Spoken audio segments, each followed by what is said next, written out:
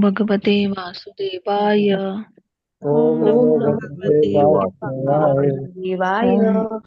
ओम ओम नमो भगवते वासुदेवाय। ओम ओम नमो नमो भगवते भगवते ओम वासुदेवाय। नमो भगवते वासुदेवाय। वासुदेवाय।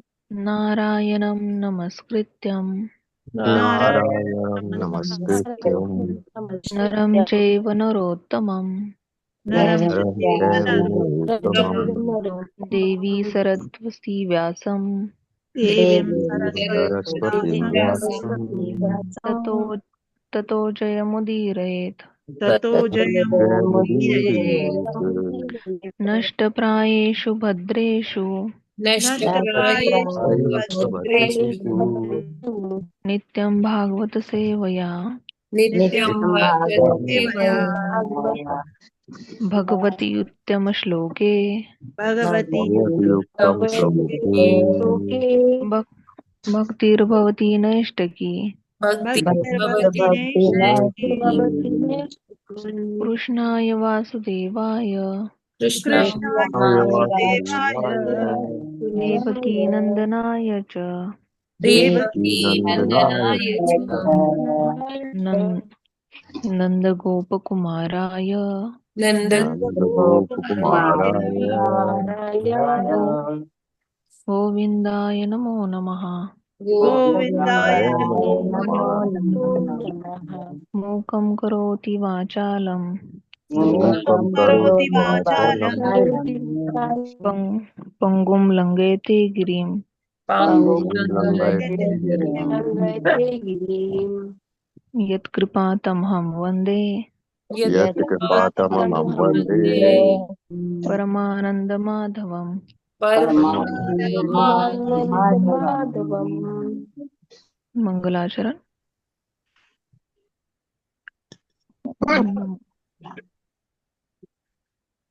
ओम ज्ञानतिमिरान्धस्य ज्ञानाञ्जलशलाकया चक्षुरुतिमिलमेन तस्मै श्रीगुरवे नमः। श्रीकृष्णचैतन्यमनोभीष्टं स्थापितं येन भूतले स्वयं रूपः कदा मह्यं ददाति स्वपदान्तिकं। वन्देऽहं श्रीगुरु श्रीयुतपदकमलं श्रीगुरून् वैष्णवांश्च श्रीरूपं साग्रजातं सहगण रघुनाथां तं सजीवं साद्वैतं सावधूतं परिजनसहितं कृष्णचैतन्यदेवं श्रीराधाकृष्णपादान् सहगण ललिता श्रीविशाखान्वितान् च। हे कृष्ण करुणा सिन्धो दीनबन्धु जगत्पते गोपेश गोपिकान्त राधाकान्त नमोऽस्तुते। सप्तकाञ्चन गौराङ्गी राधे वृन्दावनेश्वरी वृषभानुसुते देवी प्रणमामि हरिप्रिये। वाञ्छाकल्पतरुभ्यश्च कृपा सिन्धुभ्यैव च पतितानां पावनेभ्यो वैष्णवेभ्यो नमो नमः। हे श्री कृष्ण चैतन्य प्रभु नित्यानंद श्री अद्वैत गदाधर श्रीवासादि गौर भक्तवृंद हरे कृष्ण कृष्ण कृष्ण हरे हरे हरे राम राम राम हरे हरे। नमः विष्णुपादाय कृष्णपृष्ठाय भूतले श्रीमते भक्तिवेदांत स्वामी इति नामिने नमस्ते सरस्वती देवी गौरवाणी प्रचारिणे निर्विशेष शून्यवादी पाश्चात्य देशतारिणे हरे कृष्णा। हरे वैशाली माता जी, अब दामोदर अष्टकम पढ़ेंगे क्या? हाँ जी माता जी। विजिबल है स्क्रीन? जी माता जी।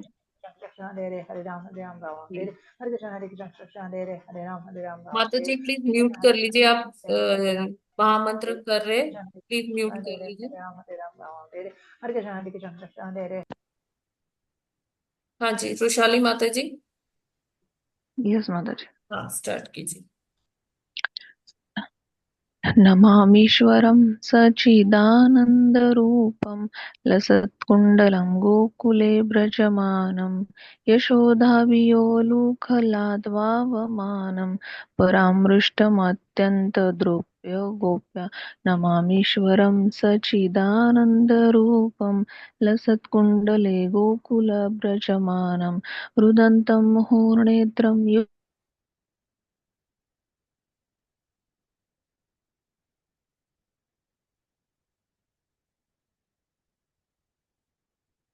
स्थितग्रीव दामोदरं भक्तिपथं नमामीश्वरं सच्चिदानन्दरूपं लसत्कुण्डलं गोकुले व्रजमानम् इति श्रीस्वलीलाभिरानन्दकुण्डे स्वघोषं निमज्जन्तमाख्यापयन्तं तदीयेषु तदनेषु भक्तेर्जितत्वं पुनः प्रेमस्तशतावृत्ति वन्दे नमामीश्वरं सच्चिदानन्दरूपं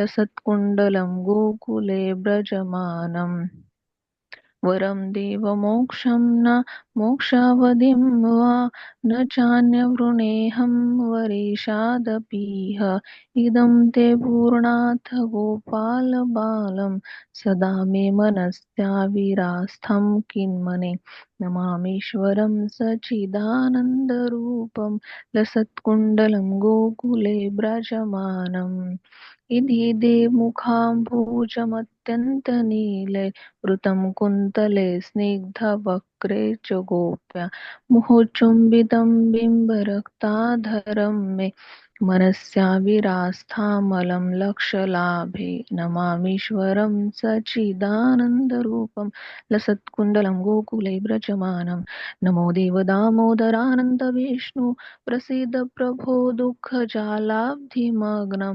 कृपादृष्टिवृष्ट्यातिदीनं वतानो गृहाणेश मामज्ञशदक्षिदृश नमामीश्वरं सच्चिदानन्दरूपं लसत्कुण्डलं गोकुले व्रजमानं कुबेरात्मजो मध्यमूर्ते त्वयद्वत् त्वयामोचितो भक्तिभाजो कृतोजो तथा प्रेम भक्तिं स्वकामे प्रयच्छ न मोक्षे गृहो मे स्थितदामोदरेत नमामीश्वरं सच्चिदानन्दरूपं लसत्कुण्डलं गोकुले व्रजमानं नमस्ते स्तुदाम्ने स्फुरादीप्तिधाम्ने त्वदीयोदरायाथ विश्वस्य धाम्ने नमो राधिकायै त्वदीयप्रियाय नमोऽनन्तलीलाय देवाय तुभ्यं नमामीश्वरं सच्चिदानन्दरूपं लसत्कुण्डलं गोकुले व्रजमानं हरे कृष्ण कृष्ण कृष्ण हरे हरे हरे राम राम राम हरे हरे हरे कृष्णा सभी को प्रणाम। हरे कृष्णा। हरे कृष्णा माता थैंक यू प्रभु सो सभी मच को दंडवत वैशाली प्रणाम। माता जी, आज का जप करने के लिए, प्रार्थनाएं और दामोदर अष्टकम करने के लिए आपका बहुत बहुत धन्यवाद। सभी भक्तों का हार्दिक अभिनंदन है इस्कॉन अयोध्या के आज के प्रातःकालीन जप सत्र में। सभी को हरे कृष्णा।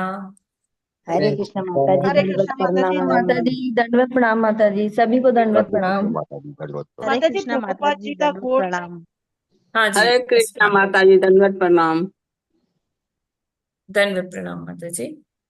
आज प्रभुपाद जी का कोट का समय हो गया, तो अभी आज है 23 अक्टूबर और प्रभुपाद जी कहते हैं, सदैव स्मरण रखो कि हमारा पहला कार्य प्रचार एवं पुस्तकों का वितरण है, चाहे इसके लिए हमें पेड़ के नीचे ही क्यों ना रहना पड़े। नरोत्तमानंद को पत्र 23 अक्टूबर 1972। तो प्रभुपाद जी को नरोत्तमानंद प्रभु का पत्र आया था, जिसमें उन्होंने चर्चा किया था कि वो इंडियाना क्षेत्र में, वहाँ अमेरिका में एक स्टेट है इंडियाना, तो वहां पर उन्होंने एक वो लिया है, एक जगह ली है जिसमें वो मंदिर स्थापित करना चाहते हैं। और इसके लिए प्रभुपाद जी ने उनको बहुत बहुत धन्यवाद भी किया कि आप ये ब्लूमिंगटन इंडियाना में जो मंदिर का ये जगह देखा है वो बहुत सुंदर है, और उसके पिक्चर्स भी भेजे थे उन्होंने। और अच्छा रहेगा, क्योंकि प्रभुपाद जी कहते हैं, क्योंकि अ, अमेरिकी भक्तों को जो वहां रहते हैं, क्योंकि वो माया के बहुत प्रभाव में हैं, तो उनको कुछ ना कुछ चाहिए। वो जब मंदिर के नाम से आते हैं तो उनको रिटर्न में भी कुछ चाहिए होता है। उनको देखकर अच्छा लगता है कि अगर हाँ वो जगह अच्छी है, ठीक है आप ऐसा कर रहे हैं तो ठीक है। लेकिन आपको हमारा सिद्धांत याद रखना होगा कि हमारा सिद्धांत क्या है। तो बाजी हमेशा बोले हैं, प्रीचिंग इज द एसेंस, प्रचार ही सार है। यानी कि हमें प्रचार करना है। हमारा पहला कार्य क्या है, हमें प्रचार पर ज्यादा बल देना है। और इसके लिए हमें प्रचार के लिए हमें क्या करना पड़ेगा, पुस्तकों का वितरण करना पड़ेगा। तो ये हमें हमेशा याद रखना चाहिए। ये हमारा अंडरलाइन हार्डकोर प्रिंसिपल है ना। और जो भी भक्त हैं, चाहे वो कनिष्ठाधिकारी हैं, चाहे वो मध्यमाधिकारी हैं, चाहे वो उत्तमाधिकारी हैं, सभी बुक डिस्ट्रीब्यूशन में बहुत उत्साह से भाग लेते हैं, है ना। और भक्तों को, जो नए जो लोग हैं उनको जोड़ते हैं किसके माध्यम से, इन पुस्तक के वितरण के माध्यम से उनको प्रचार करते हैं। और प्रभुपाद जी कहा करते थे कि जितना तुम अपने बोलने से, किसी को आप 4 मिनट बोलोगे, 5 मिनट बोलोगे, उससे ज्यादा आप नहीं बोल सकते। लेकिन अगर उसी 1 मिनट में आप किसी को पुस्तक लेने के लिए प्रोत्साहित कर देते हैं, तो वो पुस्तक उसके पास हमेशा रहेगी, आजीवन रहेगी और उसे प्रेरणा देती रहेगी। अगर उसका एक पन्ना भी उसने पढ़ लिया तो वो उसका पूरा जीवन बदलने के लिए पर्याप्त है।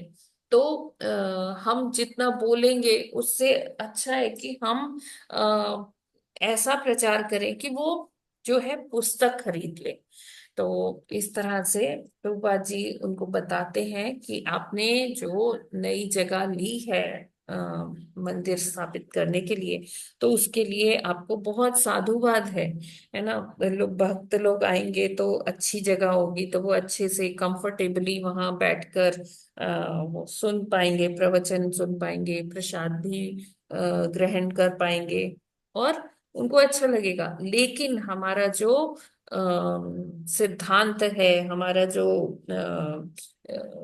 एक जो कहते हैं ना कि हम ये थंब रूल, तो थंब रूल क्या है, ये प्रचार कार्य करना और पुस्तकों का वितरण करना। तो आपकी जानकारी के लिए बता दूं कि कार्तिक मास के बाद, अभी सब कार्तिक मास के सारे ऑस्टेरिटीज में बिजी हैं, और जैसे ही अगला महीना मार्गशीर्ष का मास आएगा, अगहन जिसे कहते हैं, तो उसमें क्या है, बुक मैराथन शुरू होगा।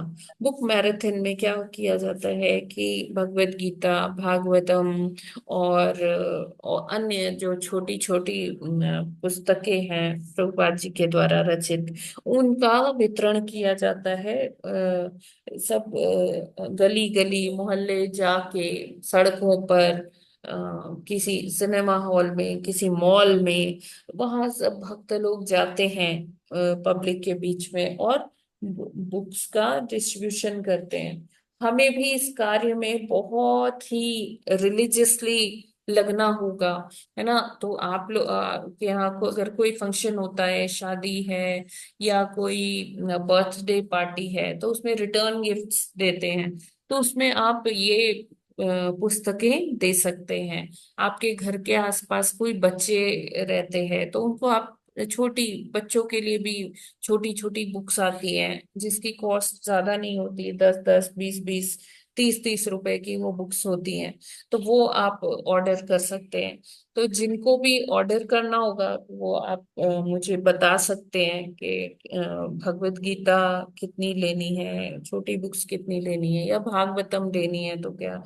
तो जिनको भी लेना है तो वो अपने ऑर्डर्स लिखवा सकते हैं कि मुझे कितने, पूरा एक कार्टन चाहिए, कार्टन में 32 भगवत गीता होती है, और या किसी को 10 चाहिए, किसी को 11 चाहिए, किसी को 25 चाहिए। तो उस तरह से आप बता सकते हैं। और इस तरह प्रभुपाद जी के कार्य में आप भी जोर शोर से शामिल हो सकते हैं। बुक डिस्ट्रीब्यूशन करने से प्रभुपाद जी बहुत प्रसन्न होते हैं, और उनका हमें जब आशीर्वाद मिलता है तो नेचुरली इतने जो शुद्ध वैष्णव हैं, अगर हम उनका आशीर्वाद प्राप्त करेंगे तो हम भक्ति में आगे जरूर बढ़ेंगे। और भगवान भी कहते हैं कि जो इस गीता का प्रचार करता है वो मुझे बहुत ही प्रिय है। हरे कृष्णा। जगत गुरु श्रील प्रभुपाद की जय। ठीक है, ये क्लियर है ना सभी को? हरे जी कृष्णा। माता जी। जी माता जी। जी राइट। तो हम चलते हैं भागवतम अध्ययन की ओर। जी आज हमें पढ़ना है 40वां 40वां श्लोक। जी माता जी। जी। जी माता जी पढ़ दें। हाँ जी, बिल्कुल पढ़िए। 40वां श्लोक। पीतांशु के पृथुनितं विनिविस्फुरन्त्या काञ्चालिभिर्विरुतया वनमालया च वल्गुप्रकोष्ठवलयं विनता सुतांसे विनयस्तहस्तमितरेण धुनानमब्जम्। हरे कृष्णा। हरे कृष्ण। पितांसु के पृथुनितम्बिनी विस्फुरन्त्या काञ्चल्यालिभिरविरुतया वनमाल्या च बलगु प्रकोष्ठ बलयम् विन्तासुतांसे विन्यास्तहस्तमितरेण धुनानामज्मा। हरे कृष्ण। हरे कृष्णा। सभी को दंडवत प्रणाम। पितांशु के नितंबिनी विस्फुरत्या काञ्चालिभिर्विरुतया वनमालया च वल्गु प्रकोष्ठ वलयं विनुता सुतांसे विन्यस्तहस्तमित्रेण धुनानमब्जम्। हरे कृष्णा। हरे कृष्णा। पितांशुके पृथनीतबिन्धि बिन्नि स्वविस्फुरन्त्या पितांशुके पृथनीतबिम्ने विस्फुरन्तकाञ्चालिभिः विरुतया वनमालया च वल्गु प्रकोष्ठवलयं विनीतासुतस्ते विनस्तहस्तम् इतरेण धुनानम् अब्जाम्। हरे कृष्णा।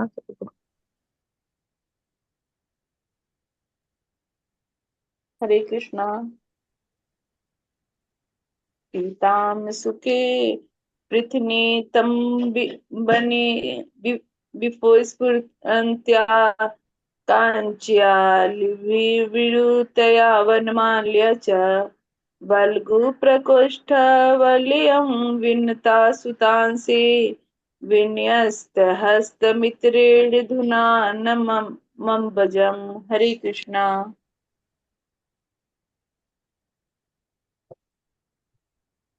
हरे कृष्णा। पितांशु के पृथु नितंबनी विस्फुरन्त्या काञ्चालिभिर्विरुत्या वनमाल्या च वल्गुप्रकोष्ठवलयं विन्तासुतां ते विनयस्तहस्तमित्रेण धुनानं भजम्। हरे कृष्णा। सभी को हरे दंडवत कृष्णा। प्रणाम। पितांशु के पृथु नित्यं मिबानि विस्फुरन्त्या कञ्चायालिभिर्विरुतया वनमालया च वल्गु प्रकोष्ठवल्यं विनता सुतासे विनयस्यतहस्तमितरेण धुनानमम्बजम्। हरे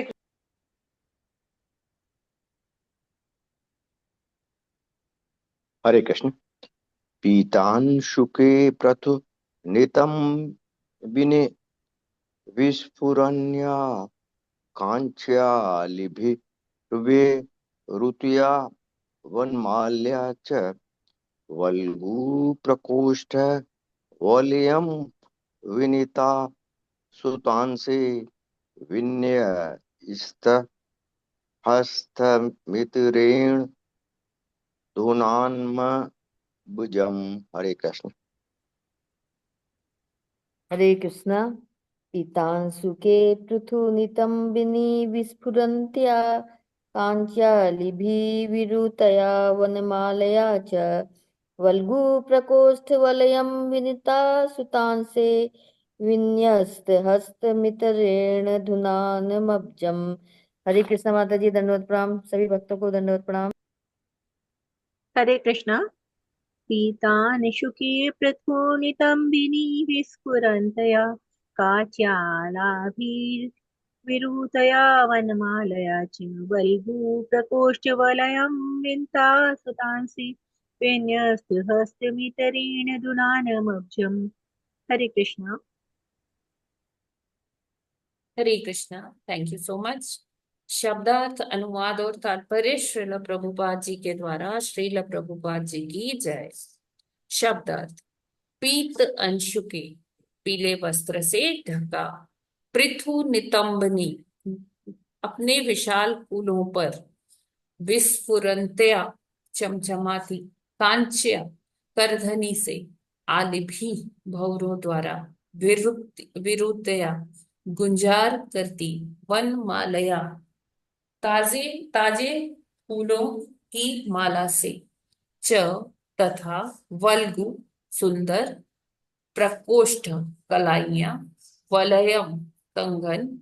विनता सुत, विनीता पुत्र गरुण के। अंसे, कंधे पर।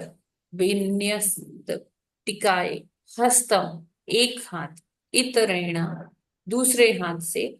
धुनान, घुमाते हुए। अब्जम, कमल का फूल। अनुवाद। वे करथनी से अलंकृत थे, जो उनके विशाल फूलों का आवृत किए हुए पीत वस्त्र पर चमचमा रही थी। वे ताजे फूलों की माला पहने थे, जो गुंजरित भौरों से लक्षित थी। उनकी सुंदर कलाइयों पर कंगन सुशोभित थे, और वे अपना एक हाथ अपने वाहन गरुड़ के कंधे पर रखे थे, तथा दूसरे हाथ से कमल का फूल घुमा रहे थे। तात्पर्य। यहाँ पर मुनियों द्वारा स्वयं अनुभव किया गया भगवान का पूर्ण विवरण है। भगवान का शरीर पीले वस्त्रों से आच्छादित था, और उनकी कमर पतली थी। वैकुंठ में जब भी भगवान के या उनके किसी पार्षद के वक्षस्थल पर फूल की माला पड़ी हुई होती है, तो यह वर्णन रहता है कि उस पर भंवरे गुंजार कर रहे हैं। ये सारे स्वरूप अत्यंत सुंदर तथा भक्तों को आकृष्ट करने वाले थे। भगवान का एक हाथ उनके वाहन गरुड़ पर था, और दूसरा हाथ में वे एक कमल का फूल घुमा रहे थे। ये भगवान नारायण के वैयक्तिक गुण हैं। हरे कृष्ण। तो यहाँ पर क्या बताया जा रहा है, इस श्लोक के माध्यम से बताते हैं ब्रह्मा जी देवताओं को, कि जब सनत कुमार और जो जय विजय पार्षद थे, भगवान के द्वारपाल थे, उनके बीच में ये सारा प्रसंग सुना रहे हैं। तो जब भगवान का आगमन होता है वहां पर, तो भगवान का जो स्वरूप है वो बताया जा रहा है, कि भगवान अपने साथ अपनी संगिनी जो है उनकी लक्ष्मी जी, उनके साथ वहां पधारते हैं।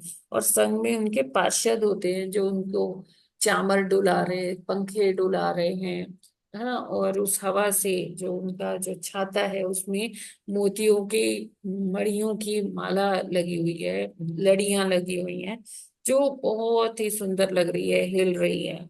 तो इस तरह से फिर अब भगवान का, ये तो भगवान के आसपास का वर्णन था उस श्लोक में। इस श्लोक में क्या है कि भगवान का ही वर्णन है, कि भगवान के ऊपर जो अलंकार हैं, उनकी कौस्तुभ मणि है, उनकी वैजयंती माला है, और उनके पीत वस्त्र। अब देखिए, कई बार क्या होता है कि लोग ऐसे कहते हैं कि तुम्हें क्या पता कि भगवान पीत वस्त्र पहनते हैं कि कौन से पहनते हैं। ये तुमने अपने मन गढ़ंत बताया हुआ है। लेकिन भागवत यहाँ सिद्ध करती है कि भगवान पीत वस्त्र पहनते हैं, है ना। और दूसरी चीज ये है कि सारे रंग भगवान से ही आ रहे हैं। वो भगवान कुछ भी धारण कर सकते हैं, लेकिन उनका फेवरेट क्या है? वो पीला कलर है। क्यों पीला कलर क्यों है? क्योंकि जो श्रीमती राधा रानी है उनका वर्ण कैसा है? कनक वर्ण है उनका, मतलब जो तपता हुआ सोना होता है ना, वैसा जो कांचन रंग है, वैसा जो स्वर्ण का कलर है, तपते हुए स्वर्ण का कलर, तप्त कांचन गौरांगी, तो वो पीले में आता है ना, गोल्डन। तो वो जो फॉर्म है, वो जो कलर है, वो भगवान धारण करते हैं। क्यों? क्योंकि श्रीमती राधा रानी उनको बहुत प्रिय है। और जब हम बात करते हैं बलराम जी की और श्रीमती राधा रानी की, उनका फेवरेट कौन सा है? उनका फेवरेट, दोनों का ही फेवरेट ब्लू है। तो आप देखेंगे कि बलराम जी भी ज्यादा, उनका फेवरेट जो है ब्लू कलर है, और श्रीमती राधा रानी का भी। उनका फेवरेट ब्लू क्यों है? क्योंकि हमारे जो श्याम सुंदर हैं वो नीलमणि हैं। उनकी जो उनका जो शरीर का रंग है, जो कांति है, वो कैसी है? वो नीली है। और कहते हैं कि उन्हीं के कारण ये जो आकाश हम देखते हैं ना, उसमें भी नीला रंग किसके कारण है? भगवान के ही कारण है। भगवान नील वर्ण के हैं।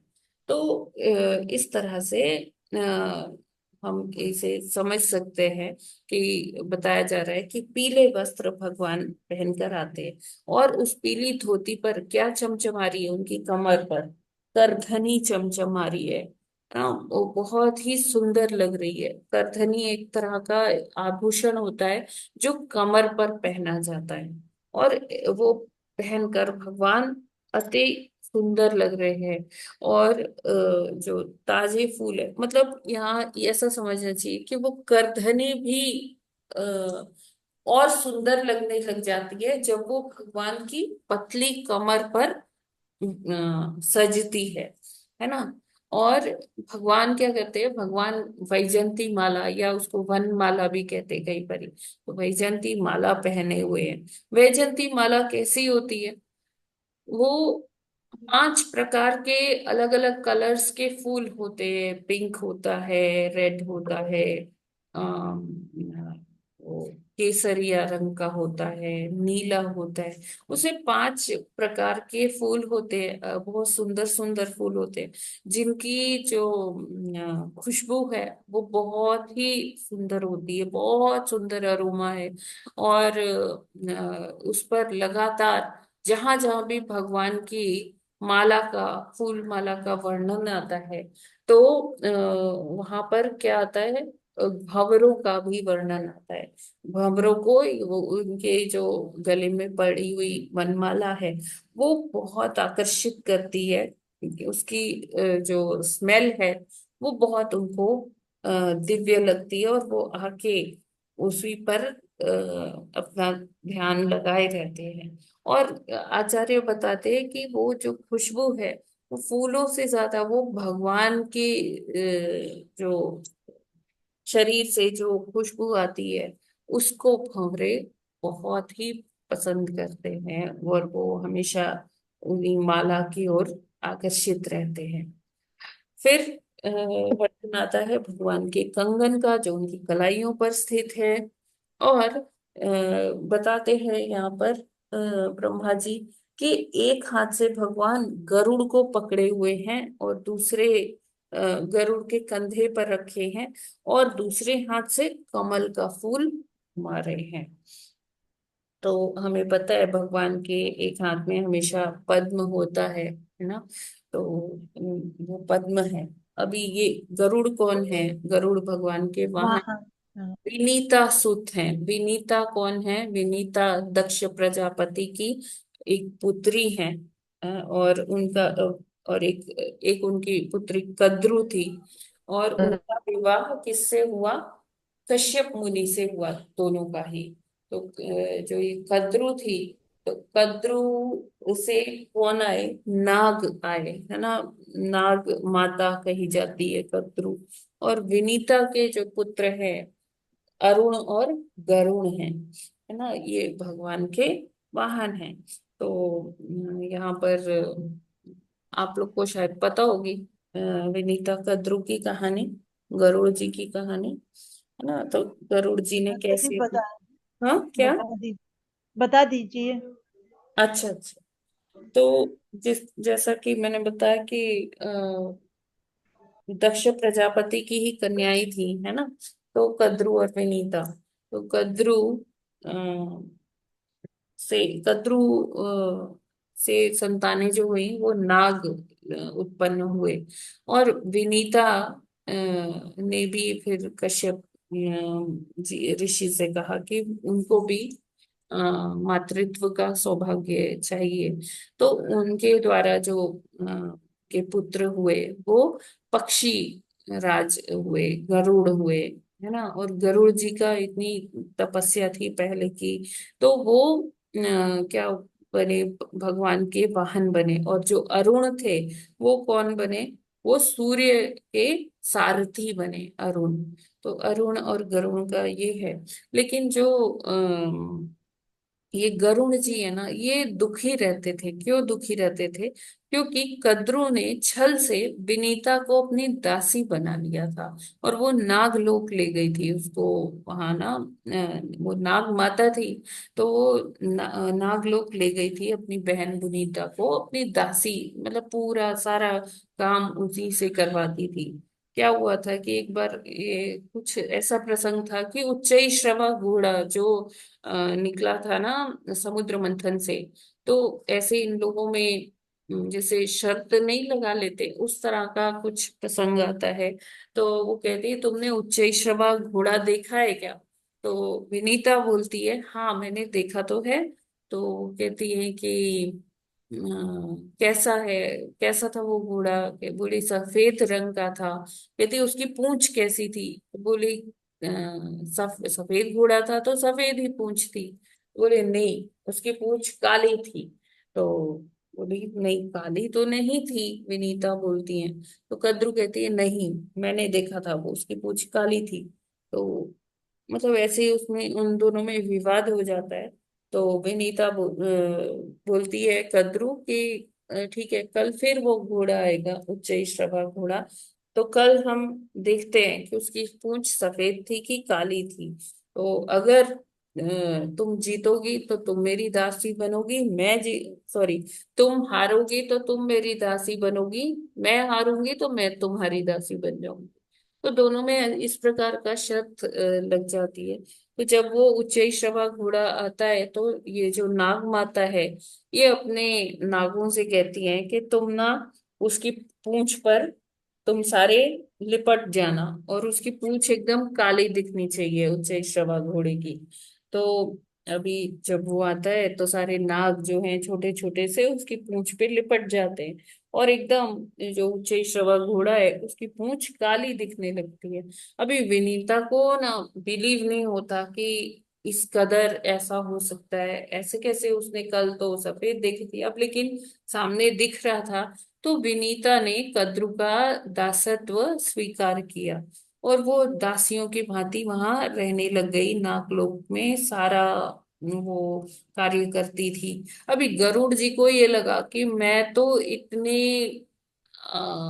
हाई डिग्निटी वाली पोस्ट पर हूँ, और मेरी माता किसी की दासी बन के रहे, ये तो मुझसे नहीं बर्दाश्त होगा। तो क्या करते हैं गरुड़ जी अपनी माता से पूछते हैं कि माता मैं उस आपको इस दासत्व से हटाना निकालना चाहता हूँ, क्या कैसे हो सकता है? तो बोली कि अपनी कद्रू माँ से पूछो। तो फिर गरुड़ जी कद्रू के पास जाते हैं, कहते हैं माता मैं अपनी माँ को दासत्व से छुड़ाना चाहता हूँ, तो इसके लिए मैं क्या करूँ? तो आप कैसे उसे मेरी माँ को यहाँ से रिलीज करेंगी? तो कद्रू कहती है कि तुम्हारी तो बड़ी जान पहचान है, तुम तो बहुत तुम्हारी बहुत पहुंच है, तो तुम मेरे पुत्रों के लिए, नागों के लिए अमृत लेकर आओ, है ना। तो तभी मैं छोड़ूंगी तुम्हारी माता को, नहीं तो वो आजीवन मेरी दासी बनी रहेगी। तो गरुड़ जी कहते हैं कि ठीक है, बस मैं ले आऊं ना तो अमृत, तो आप मेरी माँ को दासत्व से मुक्त कर दोगी। तो वो कहती है हाँ, तुम अमृत लेकर आओ, यहाँ नागलोक में लाना पड़ेगा। तो बोले कि ठीक है। फिर वो इंद्र के पास जाते हैं गरुड़ देव, और इंद्र से याचना करते हैं कि आप ना मुझे वो अमृत कलश दे दीजिए, और मैं अपनी माँ को ना दासत्व से मुक्त कराना चाहता हूँ। तो इंद्र कहते हैं कि मैं दे तो दूं आपको, लेकिन ये जो नाग हैं ये पात्र नहीं है अमृत के, तो कैसे दिया जाए। भगवान ने ये अमृत कलश मेरे कस्टडी में रखा हुआ है, तो मैं इसका दुरुपयोग नहीं कर सकता हूँ। तो वो बोले कि किसी भी तरह मुझे ना अपनी माँ को वहां से मुक्त कराना है, तो आप मेरी मदद कीजिए। तो इंद्र फिर कहते हैं कि ठीक है, आप ना ये कलश ले जाइए और वहां रख दीजिएगा, और फिर मैं वहां से किसी तरह से इसे चुरा लाऊंगा फिर से। जब तक आप दासत्व से मुक्त नहीं करा लोगे तब तक वो कलश वहां रखा रहेगा, और उसके बाद में छल से मतलब मैं ले आऊंगा वहां से। तो ऐसा प्लान होता है। तो गरुड़ जी जाते हैं अमृत कलश लेकर वहां नाग माता के पास, कद्रु के पास रख देते हैं। तो कद्रु बड़ी प्रसन्न होती है कि आज तो उसके जो पुत्र हैं वो क्या करेंगे, वो अ, अमृत पान करेंगे। जो अमृत मतलब किस बहुत बिरले लोगों को, देवताओं को ही प्राप्त है, आज वो उनके पुत्रों को, नागों में ये हो जाएगा। फिर नाग जो है एकदम शाश्वत हो जाएंगे, वो समझती है। तो कद्रु कहती है अपने पुत्रों से, जाओ स्नान करके आओ, फिर तुम्हें अमृत पान करने का टाइम मिलेगा। तो फिर गरुड़ जी उनसे कहते हैं कि ठीक है, मैं अपनी माता को ले जाऊं। तो कहती है हाँ, तुम्हारी माता आज से मेरे दासत्व से मुक्त होती है। अभी गरुड़ जी अपनी माता को लेके आ जाते हैं। इतने में अभी नाग तो सब नहाने गए हैं, स्नान करने गए हैं। तो इंद्र क्या करते हैं, वहां से वो अमृत कलश लेकर आ जाते हैं। और फिर जब वो नागलोक आते, सारे आते हैं, तो वहां पर अमृत कलश गायब हो चुका होता है। इस तरह से मतलब ये स्टोरी है, कैसे विनीता और कद्रू के बीच में इस तरह होता है। तो यहाँ पर क्योंकि लिखा है ना विनीता सुत, तो विनीता के पुत्र हैं गरुड़ जी उनका। ठीक है, ये क्लियर है ना आपको ये माता जी बहुत खूब सुंदर कथा है, बहुत खूबसूरत। जी जी जी। तो तो इस अब प्रकार वे दासत्व से मुक्त हो जाती हैं, हाँ और इंद्र क्या वापस लाते हैं बाद में, क्या ये इसका कलश हाँ, ले इंद्र आते हैं? कलश लेकर अपने वहां स्वर्ग आ जाते हैं, वहां अच्छा। नागों को नहीं मिलता है अमृत, अच्छा। क्योंकि वो पात्र नहीं है अमृत पान के, हाँ। है ना।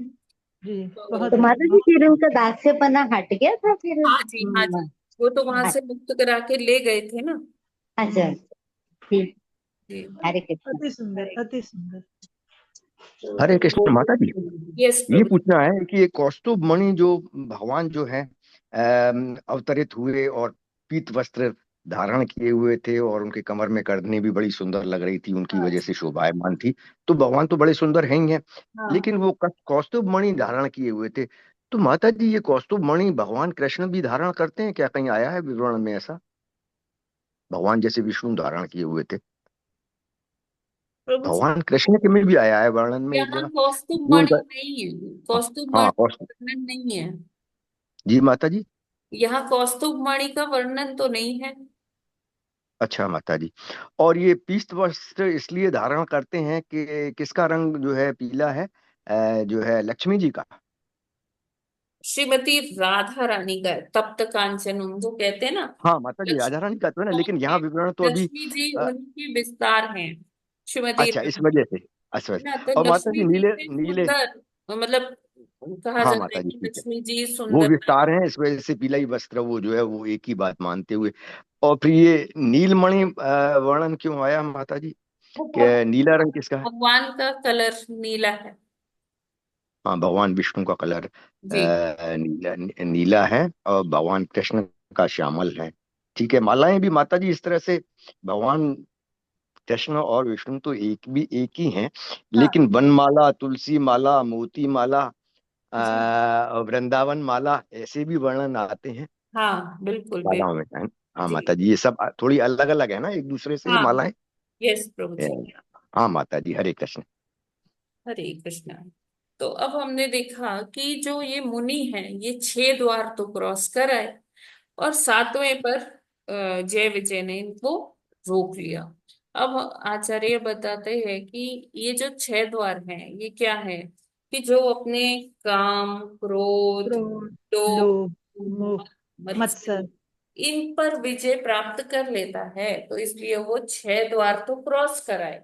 7वां द्वार पे क्यों जय विजय ने उनको क्यों रोक दिया?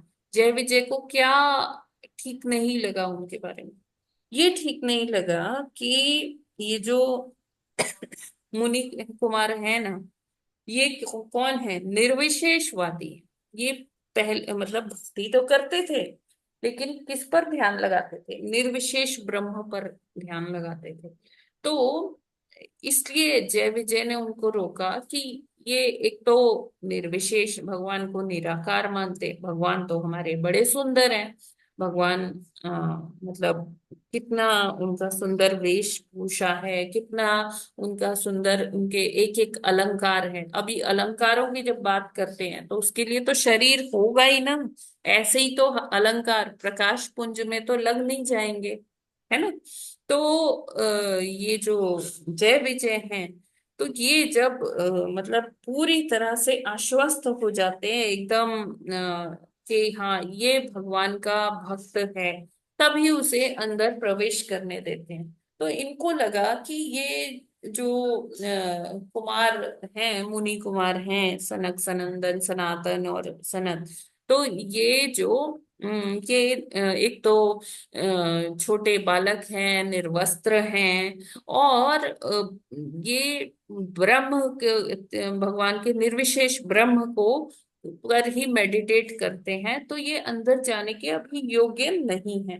अब जब भगवान ही वहां से बाहर आ गए, है ना, तो भगवान के जो चरणों पर तुलसी लगी थी, तो उसकी जो सुगंध है वो ऊपर की ओर आती है। तो मुनि कुमारों ने वो सुगंध सूंघ ली, और जैसे ही उन्होंने ये तुलसी भगवान के चरणों में अर्पित तुलसी की सुगंध ली, चंदन युक्त तुलसी की सुगंध ली, तो क्या हुआ? उनको तुरंत ही मतलब भगवान की कृपा से, तुलसी महारानी की कृपा से उनको समझ में आ गया कि भगवान निराकार नहीं है, भगवान कोई प्रकाश पुंज नहीं है, भगवान पूरे साकार रूप में रहते हैं। उनका एक पूर्ण, अब वो आमने सामने देख भी रहे हैं भगवान को, और भगवान को देखते ही उनको ये उनके हृदय में ये ज्ञान प्रस्फुटित हुआ, प्रकाशित हुआ, और वो समझ गए कि भगवान निराकार नहीं है। भगवान क्या है? भगवान पूरे साकार है। निराकार तो उनके शरीर से जो कांति निकल रही है वो है। और इस तरह से जो वो निर्विशेष ब्रह्म पर मेडिटेट करते थे हमारे ये मुनि कुमार, सनक, कुमार। सनंदन, सनातन और सनत, ये क्या हो गए? ये भक्त हो गए, ये भगवान की भक्ति में आगे बढ़े फिर। ठीक है, ये क्लियर है? हाँ माता जी, साकार भक्ति में ना फिर, हाँ, मतलब माता निर्विशेष जी से फिर साकार ही है ना? निर्विशेष ब्रह्म की भक्ति नहीं होती माता जी, वो ध्यान होता है। ये फिर बाद में साकार उसमें बदल गया, है ना? जी जी, समझे। हाँ माता जी, तुलसी महारानी की, इसका मतलब उनके ऊपर कृपा हुई जिससे ज्ञान प्रकाशित हुआ, इसलिए तुलसी का महत्व बहुत ज्यादा हुआ, जिससे को वो निराकार या ब्रह्मवादी से साकार रूप को मानने लगे हमें भी और जब भगवान को कहीं साकार। पे प्रसाद रूप में तुलसी मिलती है ना, हम उसे फटाफट मुंह में डाल लेते हैं ना। तो हमें भी हाँ माता जी। करना चाहिए, पहले उसको जी भर के अपनी घ्राण इंद्रियों को शुद्ध कर लेना चाहिए तुलसी को सूंघ के। क्या पता हमें भी भगवान वो ज्ञान प्रकाशित कर दे, है ना। तो पहले हमें सूंघना चाहिए और फिर उसे अच्छा ग्रहण करना चाहिए। अच्छा, ये प्रोसीजर है, डायरेक्ट ऐसा ना हो कि मुंह में डाल लें हम लोग। पहले सूंघ के, देख कर, सूंघ कर, या जो कुछ भी भक्ति करते हैं कर लें, उसके बाद जो है उसको मुंह में डालना चाहिए, तो ठीक है। ज्ञान प्रकाशित होगा उससे। हरे कृष्ण।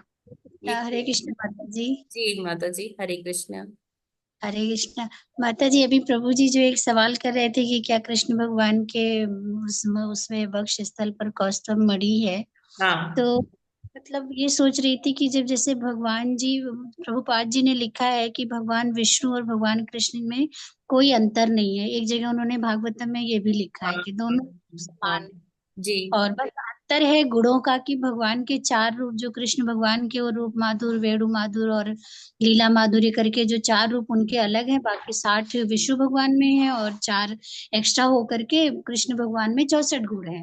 तो जो 60 गुण विष्णु भगवान के हैं वो तो कृष्ण भगवान में ऑलरेडी है जी और 4 से है, तो फिर जो कौस्तुभ मणि है, जो श्रीवत्स का चिन्ह है, अगर वो भगवान विष्णु के मतलब वक्ष स्थल पर है तो वो तो भगवान कृष्ण के भी वक्ष स्थल पर होना चाहिए, क्योंकि दोनों तो समान है। देखिए देखिए देखिए, ये अलंकार है माता जी, है ना। जी अलंकार और गुणों में डिफरेंस है ना। जैसे जी श्री विष्णु के वक्षस्थल पे श्रीवत्स होता है, एक श्रीवत्स स्पाइरल कह लीजिए बाल, रोया, है ना। रेड कलर और है जी। वो क्या है, वो लक्ष्मी देवी का वो माना जाता है प्रतीक। तो ऐसा कृष्ण जी के संदर्भ में नहीं मिलता है पढ़ने को कि श्रीवत्स उनके वक्षस्थल पे है। तो मतलब थोड़ा सा इस तरह का, मतलब ये गुणों में नहीं आएगा, ये कैसे आएगा, उनके अलंकारों में आएगा, है ना। कि उनका ड्रेसिंग स्टाइल कैसा है, जैसे हम कहते हैं कि हाँ उनमें कोई फर्क नहीं है। लेकिन देखिए, जब कोई इसको ऐसे समझ सकते हैं कि जैसे कृष्ण भगवान है वो अपने घर में है, लेकिन जब बाहर जाते हैं, मतलब ऑफिशियल ड्यूटी पर होते हैं, तो वो विष्णु जी की तरह से ड्रेसअप होते हैं, है ना। तो जैसे कोई आईडी कार्ड होता है किसी का, तो उस तरह से अलंकार हैं, कृष्ण जी के अलग अलंकार हैं और विष्णु जी के अलग अलंकार हैं। ऐसे समझ सकते हैं माता जी से। अच्छा अच्छा, जी माता जी, माता जी। हरे कृष्णा माता जी, थैंक हाँ, यू। बाकी उनमें हाँ नहीं, वो एक एक गीत है, मैं उसका स्टार्टिंग भूल गया, उसमें है कौस्तुभ, जिसमें नासाग्रे वर्मोत्तिकम। हाँ हाँ, उसमें माता जी एक कौस्तुभम है वर्ड, तो हाँ मैं उसका स्टार्टिंग भूल गया हूँ, हालांकि मैंने वीडियो उसके 2-3 बार बनाए हुए हैं, तो मैं भूल गया हूँ। उसमें कौस्तुभ मणि का आता है कि भगवान धारण करते हैं, कृष्ण भगवान का। जी। तो कौस्तुभ मणि का वर्णन भगवान श्री कृष्ण के संदर्भ में आता है, और जैसे श्री वत्स है उसका वर्णन भगवान विष्णु के संदर्भ में आता है। पीत वस्त्र दोनों के ही होते हैं, है ना। भगवान श्री कृष्ण क्या करते हैं, वो फूलों से श्रृंगार करते हैं, मुकुट कम ही धारण करते हैं, पगड़ी पहनते हैं, है ना, क्योंकि वो मतलब वृंदावन वाला उनका रूप है वहां पर गोलोक में, है ना। और भगवान जो विष्णु है वो पूरा अपना ये मुकुट, स्वर्ण मुकुट और मणियों से रंजित, वो सारा इस तरह से है। ठीक है, I hope it is clear Nita माता जी। जी माता जी। जी माता जी, हरे कृष्णा माता जी। बहुत सुंदर है माता जी, ठीक है, अति सुंदर। आगे बढ़े अगर ये क्लियर है तो। हरे जी कृष्ण माता माता जी, जी, ओके ओके। वैयक्तिक गुण लिखा है ना। हाँ, वैयक्तिक वैसे वैयक्तिक बना है व्यक्ति से, व्यक्तिगत वैयक्तिक गुण, उनके ये पर्सनल गुण है पर्सनल। जी है ना। कि जी कोई उनको इम्पर्सनल ना माने, निराकार ना माने, वो भी एक व्यक्ति है। जी ठीक है माता जी जी। जी जी माता जी। वैयक्तिक बना है व्यक्ति से।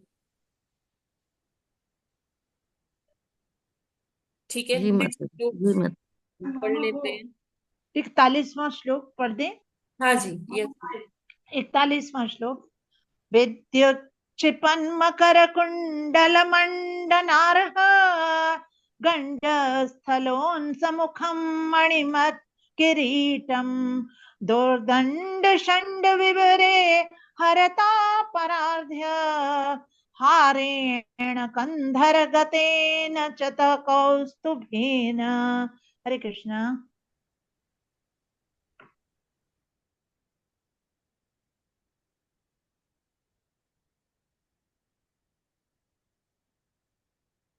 हरे कृष्णा। ओके, शब्दार्थ अनुवाद श्रील प्रभुपाद जी के द्वारा। श्रील प्रभुपाद जी की जय। जय। विद्युत बिजली, क्षिपर प्रकाश करते, मकर मगर के आकार के, कुंडल कान के आभूषण, मंडल अलंकरण, अर्ह जैसा कि उचित है, गंडस्थल गाल, उन्नस उठी नाक, मुखम मुखमंडल, मणिमत मणियों से जटित, किरीटम मुकुट, दो दंड, चार बलिष्ठ भुजाएं, षंड समूह, विवरे बीच में, हरता मोहने वाला, पर अर्ध्य अत्यंत मूल्यवान, हारेण हार के द्वारा, कंधर गतेन गर्दन को अलंकृत करते हुए, च तथा कौस्तुभेन कौस्तुभ मणि द्वारा। देखिए कौस्तुभ भी आ गया प्रभु जी यहाँ पे, एक मिनट। उनका मुखमंडल गालों से सुस्पष्ट हो रहा था, जो उनके बिजली जो उनके बिजली को मात करने वाले मकराकृत कुंडलों की शोभा बढ़ा रहे थे। उनकी नाक उन्नत थी और उनका सिर रत्न जटित मुकुट से आवृत था। उनकी बलिष्ठ भुजाओं के मध्य एक मोहक हार लटक रहा था और उनकी गर्दन कौस्तुभ मणि से विभूषित थी। यस, देखिए प्रभु जी यहाँ भी आ गया। ये तो विष्णु जी के संदर्भ में ही बात हो रही है और यहाँ कौस्तुभ मणि का विवरण आ जाता है। हाँ माता जी, इसमें भी आ गया, लेकिन भगवान जी कृष्ण का एक भजन है, उसमें भी है कौस्तुभम कौस्तुभम। स्टार्टिंग मुझे लाइन याद नहीं आ रही, जी जी जी। याद आएगा तो कभी बताऊंगा मैं आपको। पूरा है वो 8 लाइन का है पूरा भजन। हाँ, तो यहाँ पर देखिए हम बात कर रहे थे तो भागवत ही स्पष्ट कर रही है कि यहाँ विष्णु जी के गले में भी क्या है, कौस्तुभ मणि से विभूषित है उनकी गर्दन, है ना। तो यहाँ इस श्लोक में भी भगवान के सारे अलंकारों के बारे में ही बताया जा रहा है ना, कि उनके गाल बड़े ही सुस्पष्ट है। मतलब आजकल लोग क्या कराते हैं, लोग अपने अंगों का वो ट्रिमिंग कराते, सर्जरी कराते कि वो सुंदर दिखे। कोई अपने लिप्स की सर्जरी कराता है, कोई नाक की कराता है कि नाक उठी हुई लगे, सुंदर लगे, है ना। कोई अपने गालों को और वो स्पष्ट कराता है। तो लेकिन यहाँ भगवान का जो सौंदर्य है ना, संपूर्ण सौंदर्य है। जितना भी सौंदर्य का वो पिटारा होता है, जितना भी सौंदर्य का कोई अगर कंटेनर होता है, वो किसके पास है, वो भगवान के पास है ना। भगवान का जो मुखमंडल है, वो मुखमंडल हो या उनकी कमर हो या उनके पांव हो, बलिष्ठ भुजाएं हो या वक्षस्थल हो, सब कुछ सुगठित बना हुआ है, सब कुछ बहुत ही आकर्षक है, सुंदर है। जो उनको एक बार देख लेता है तो उसका जी नहीं भरता है वो और उनको देखने के लिए, कि बस अब और कुछ देखने लायक नहीं है ये भगवान को देखने के बाद। तो उसका यही मन करता है कि वो सदैव भगवान को देखता रहे, भगवान ही उसके चिंतन में बने रहें, उनकी मुखाकृति। और क्या बता रहे आगे कि उनके बिजली को मात करने वाले मकराकृत कुंडलों की शोभा को बढ़ा रहे थे। तो जो मकराकृत कुंडल है ना, और भगवान मतलब वो उनमें से रोशनी निकलती रहती है, बिजली भी उसके आगे फीकी पड़ती है। जो मकराकृत कुंडल है उनकी वो क्या कर रहे हैं, मतलब गालों से टच हो रहे हैं और उसमें से क्या निकल रही है, रोशनी निकल रही है जो बिजली को भी फीका कर देती है। नाक भगवान की बहुत ही सुगठित है, ऊंची है, और सिर जो है मुकुट से सुशोभित है। इस तरह से भगवान जी का सौंदर्य का ये वर्णन हो रहा है। बलिष्ठ भुजाएं हैं, मोहक हार है, और कौस्तुभ मणि से सुशोभित हैं भगवान। ठीक है, मेरे ख्याल से ये क्लियर है सभी को। हरे कृष्ण माता जी, एक लाइन, भगवान तो बहुत सुंदर हैं, ये जी मकरांकंद जो कुंडल हैं हाँ वो चमक तो रहे हैं, लेकिन उनकी सुंदरता भगवान के मुखमंडल की वजह से है, नाक की उनकी वजह से। और जो उनकी नाक और गर्दन है उसकी तो शोभा बताई गई है और हाँ जी बहुत सुंदर बिल्कुल। बताया गया है माता जी। लेकिन एक बात है माता जी, जो यूजुअली जो है दर्शन भगवान के करवाए जाते हैं, जो जी भगवान कृष्ण के होते हैं या भगवान विष्णु के होते हैं, पैरों से शुरू होते हैं वो, कि उनके नाखून जो है चांदी की तरह चमकते हुए हैं और ये हैं। लेकिन इसमें 40वें और 41वें जो श्लोक में जो दोनों महान भक्तों ने जो है, द्वारपालों ने, जय विजय ने और चार कुमारों ने दर्शन किए हैं, तो ये कमर से लेकर दर्शन है भगवान के, प्रभु, पैरों से नहीं शुरू किया गया। नहीं नहीं नहीं नहीं, ये हम उनके द्वारा वर्णित नहीं ये सुन रहे हैं, ये ब्रह्मा जी देवताओं को बता रहे हैं। अच्छा माता जी, ठीक है, हरे है कृष्ण, ना। बता रहे हैं इसमें। हाँ लेकिन हाँ, पैरों से शुरू नहीं हुआ ये, हाँ, पैर और ये कमर से शुरू हुआ। नहीं शुरू हुआ है। जी, सही कहा हाँ आप। हरे कृष्ण माता जी, हाँ ठीक है, कोई क्योंकि बात नहीं, ब्रह्मा वर्णन जी है। देखिए देवताओं को बता रहे हैं, तो हो सकता है वो सोच रहे होंगे थोड़ा शॉर्टकट में ही बता दें, अभी हम नहीं हाँ कुछ हाँ कह सकते इसमें। हाँ, वैसे भी सुंदरता है, कोई दर्शन तो नहीं है ना, ये सुंदरता है भगवान की। हरे ये कृष्ण माता जी। जी जी, ठीक है। तो और कोई प्रश्न है क्या किसी का? क्योंकि आज हम इतना ही करते हैं, आगे फिर। हरे कृष्ण माता जी, दंडवत प्रणाम। हरे कृष्णा माता जी। सभी भक्तों को भी प्रणाम। प्रणाम। माता जी, ये कद्रू और विनीता की ये जो कथा है वो कहाँ मिलती है, किसमें मिलती है? ये अभी आगे भागवत नहीं आएगी माता जी, 5वें स्कंद में या छठे स्कंद में आएगी। अच्छा। हम्म। तो माता जी, जैसे मतलब पक्षी विनीता माता जी से ही पैदा हुए, और ये नाग जो है ये विनीत कद्रु। कद्रू से। हाँ हाँ जी माता जी। अच्छा, बहुत अच्छा बताया माता जी, आज पहली बार सुना है। अच्छा लगा, बहुत सुंदर। जी, हरि बोल माता जी। हरे कृष्ण माता जी। माता जी, ये भी बताना कि ये मतलब भगवान के वाहन कैसे बने, और सूर्य के सारथी कैसे बने, अरुण ऐसे, ठीक है। ये भी बताना। जी जी जी बिल्कुल। उसमें बहुत उनके अच्छा पूर्व लगा। जन्म के कुछ कर्म थे माता जी, वो भगवान की बहुत मतलब निश्चल भक्ति में लगे हुए थे गरुड़ जी। हम्म, इस तरह से आगे हाँ और भी प्रसंग है। ठीक है, किसी दिन हम डिस्कस कर लेंगे माता जी। जी जी माता जी, बहुत बहुत अच्छा, धन्यवाद माता जी, बहुत सुंदर। बस बाकी माता जी मेरा तो नहीं कुछ है, जितना आचार्यों से गुरु से सुना है वही बोल पा रही हूँ माता जी। आप आशीर्वाद दीजिए कि ऐसा ही चलता रहे सेवा। जी जी माता जी, जी, जी। ठीक है। और कोई प्रश्न? हरे कृष्णा। हरे कृष्ण माता जी। यस नीता माता। माता जी, मेरे को एक कंफ्यूजन था। जैसे हम लोग अभी भागवतम यहाँ पर जैसे आप रीडिंग करती हैं, फिर हम लोग श्रवण करते हैं, जी, तो जैसे साधना कार्ड में अगर हमें मेंशन करना है, तो इसको क्या हम श्रवण में मेंशन करेंगे कि रीडिंग में मेंशन करेंगे? श्रवण में करेंगे माता जी।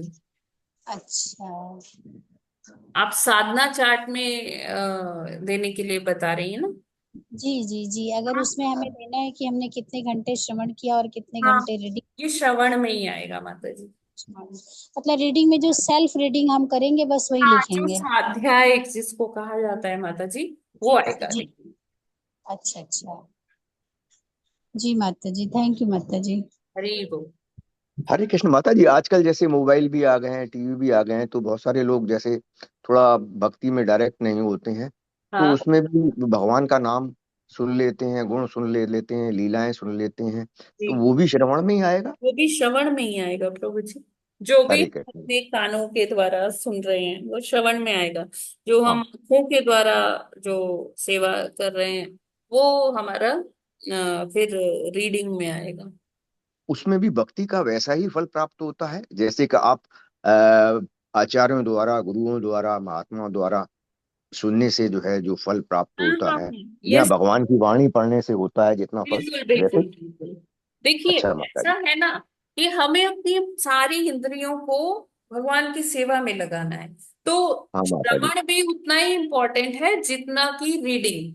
श्रवण से जो कान है, जो सुनने की इंद्रियां हैं वो भगवान की सेवा में लग रही हैं। जब हम हाँ माता स्वाध्याय जी। करते हैं तो आंखें भगवान की सेवा में लग रही है ना।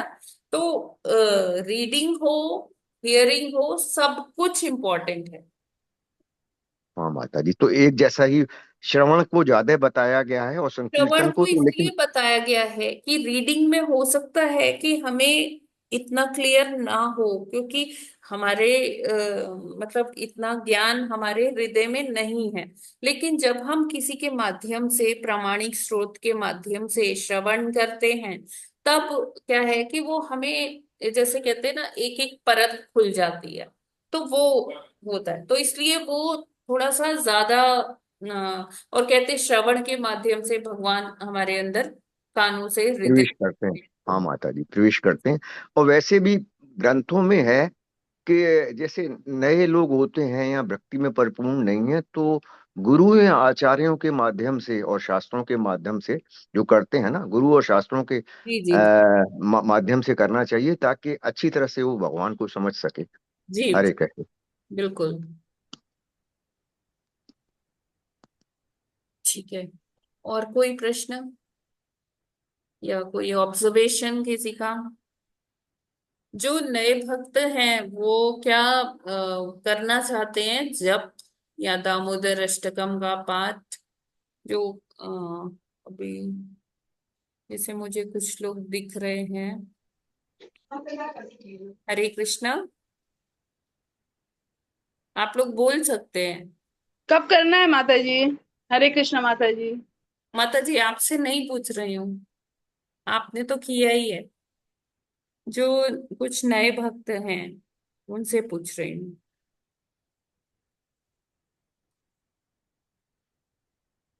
ठीक है, कोई बात नहीं। कल्पना निगम माता जी, कमला चौधरी माता जी,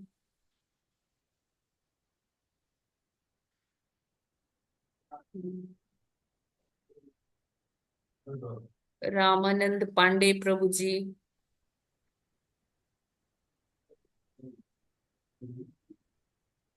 चलिए कोई बात नहीं है, इट्स फाइन। ठीक है, फिर हम लोग आज यहीं पर ये सत्र अ, विराम करते हैं। ग्रंथराज श्रीमद् भागवतम की जय। जगत गुरु श्रील प्रभुपाद की जय। जय नामाचार्य हरिदास ठाकुर की जय। अनंत कोटि वैष्णव भक्त वृंद की जय। जय कल्पतरुभ्यश्च कृपा सिन्धुभ्य एव पतितानां पावनेभ्यो वैष्णवेभ्यो नमः। हरे हरे कृष्णा। हरे कृष्ण माता जी, प्रभु सभी को दंडवत प्रणाम। प्रणाम प्रभु। कल्पना निगम माता जी, आपने हैंड रेज किया है, आप कुछ कहना चाहते हैं? जय माता जी। हरे कृष्णा, अनम्यूट कीजिए माता जी। हरे कृष्णा। हरे कृष्ण। कल्पना निगम माता जी। हरि बोल। चलिए ठीक है, फिर हम आज का ये सत्र यहीं पर विराम करते हैं। हरे कृष्णा। हरे कृष्ण माता जी, दंडवत